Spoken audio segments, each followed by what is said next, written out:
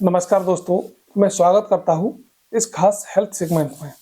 आज हम बात करने वाले हैं उस बीमारी की जो धीरे धीरे शरीर को अंदर से कमजोर करती है, लेकिन अगर समय रहते समझ लिया जाए तो उसे काफी हद तक कंट्रोल कर सकते हैं। आज हम बात कर रहे हैं डायबिटीज यानी मधुमेह की। दोस्तों, आज भारत में हर घर में कोई ना कोई व्यक्ति शुगर की समस्या से जूझ रहा है। कई लोग दवाइयों पर निर्भर हैं तो कई इंसुलिन ले रहे हैं, और कई लोग ऐसे भी हैं जो हाल ही में पता चला है कि उनका ब्लड शुगर बढ़ा हुआ है। लेकिन बड़ा सवाल ये है, क्या बिना दवा के शुगर कंट्रोल हो सकती है? इसका जवाब है हाँ, लेकिन सही तरीके और सही अनुशासन के साथ। सबसे पहले समझते हैं कि शुगर आखिर बढ़ती क्यों है। जब हमारा शरीर पर्याप्त मात्रा में इंसुलिन नहीं बनाता या फिर बनी हुई इंसुलिन को ठीक से प्रयोग में नहीं ले पाता, तब खून में ग्लूकोज का स्तर बढ़ने लगता है। इसे टाइप 2 डायबिटीज कहा जाता है। यह बीमारी अचानक नहीं होती, कई सालों की गलत जीवन शैली का परिणाम होता है। ज़्यादा मीठा, कम चलना, स्ट्रेस अधिक लेना, नींद की कमी और मोटापा इसके मुख्य कारण होते हैं। अब सवाल आता है कि बिना दवा के कंट्रोल कैसे करें। पहला और सबसे महत्वपूर्ण कदम है अपनी प्लेट बदलें। आपकी प्लेट ही आपकी दवा है। सफ़ेद चावल, मैदा, चीनी, चाय, कोल्ड ड्रिंक और मिठाइयाँ ये शुगर को तेज़ी से बढ़ाती हैं। इनकी जगह साबुत अनाज, जौ, दलिया, मल्टीग्रेन आटा, हरी सब्जियां और सलाद ये सभी आपको अपनी डाइट में शामिल करना है। जब आप फाइबर से भरपूर भोजन लेते हैं तो ग्लूकोज धीरे धीरे खून में जाता है और शुगर अचानक नहीं बढ़ती। दूसरा कदम होता है नियमित वॉक। रोजाना कम से कम 30 से 45 मिनट तेज चाल से चलना है, जिससे शरीर की इंसुलिन सेंसिटिविटी बढ़ेगी।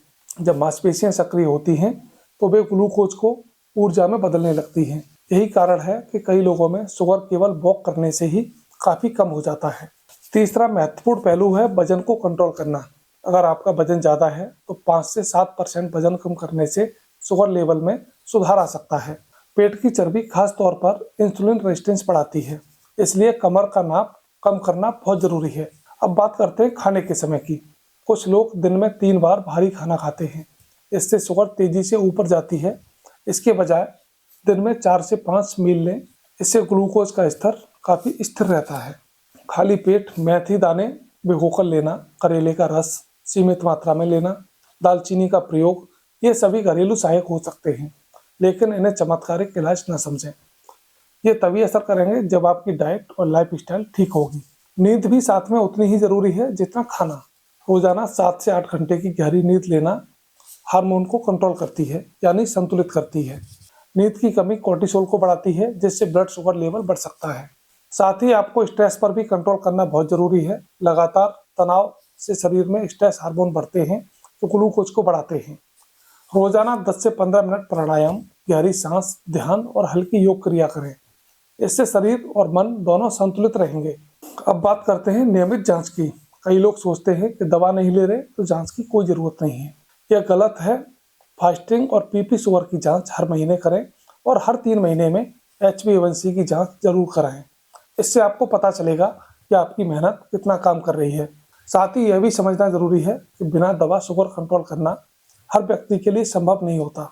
अगर आपका ब्लड शुगर लेवल ज़्यादा है और पहले से जटिलताएं हैं तो डॉक्टर की सलाह लेना बहुत ज़रूरी है। कई बार शुरुआती स्टेज यानी प्री डायबिटीज़ में लाइफ स्टाइल से पूरी तरह से कंट्रोल कर सकते हैं। पानी पर्याप्त मात्रा में पीना बहुत ही महत्वपूर्ण होता है। जब शरीर हाइड्रेट रहता है तो किडनी को अतिरिक्त ग्लूकोज को बाहर निकालने में मदद मिलती है। फल खाने को लेकर भी लोगों में बहुत बड़ा भ्रम रहता है। बहुत से लोग फलों को बिल्कुल बंद कर देते हैं, लेकिन ऐसा नहीं करना। केला, आम, चीकू जैसे हाई शुगर फल सीमित रखें। सेब, अमरूद, पपीता, नाशपाती आपके लिए बेहतर विकल्प हो सकते हैं। रात का खाना हल्का और जल्दी नींद लें। सोने से कम 2 घंटे पहले खाना खत्म करें। देर रात तक खाना शुगर को बढ़ा सकता है। अगर आप ऑफिस में बैठकर कार्य करते हैं तो हर 1 घंटे में 5 मिनट जरूर चलें। लंबे समय तक बैठना भी शुगर बढ़ने का एक कारण होता है।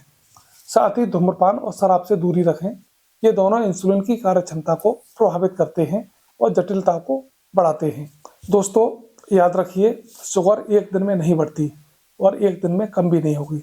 लगातार 90 दिन अनुशासन रखने से असली फर्क दिखाई देगा। आप अपने घर के बड़े बुजुर्गों को समझाएं कि केवल दवा ही समाधान नहीं होता। सही खान पान, नियमित एक्सरसाइज, पर्याप्त नींद और सकारात्मक सोच ये 4 स्तंभ हैं जिन पर शुगर कंट्रोल की नींव टिकी होती है। अगर आपने हाल ही में अपनी रिपोर्ट कराई है और आपकी फास्टिंग 110 से 25 के बीच की है तो ये चेतावनी है कि अभी समय है बदलाव का। तो आज से शुरुआत करें। और अंत में यही कहना चाहूँगा कि दवा जरूरी हो सकती है, लेकिन जीवन शैली का बदलाव सबसे बड़ी दवा होती है। अपने शरीर को मौका दीजिए खुद को ठीक करने का। अगर आपको यह जानकारी उपयोगी लगी हो तो अपने परिवार और दोस्तों के साथ जरूर साझा करें। स्वस्थ रहें, सजग रहें और याद रखें, नियंत्रण आपके हाथ में है। धन्यवाद।